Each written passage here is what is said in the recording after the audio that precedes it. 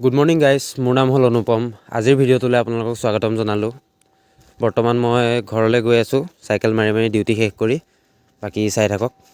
ডিউটিৰ পৰা আহিয়ে নিবিৰক দেখিলোঁ, সি গৰু দিব গৈ আছে।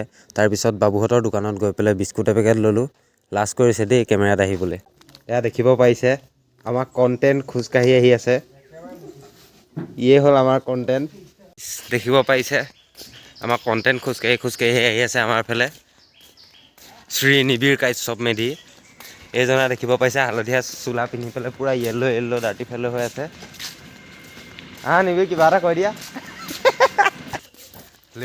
নিপু এই বগৰী দালি এটা কাট এক যাওঁ বগৰী দালি দেখিছে পলাই আছে, দেখিছে ছেফটি পাৰপাছ কেনেকুৱা মেইনটেইন কৰিছে। মোলৈ চবে আজিকালি ভয় খোৱা আছে, মই ভিডিঅ' বনাওঁ যে ভাইৰেল হ'ব বুলি চবে ভয় খায়।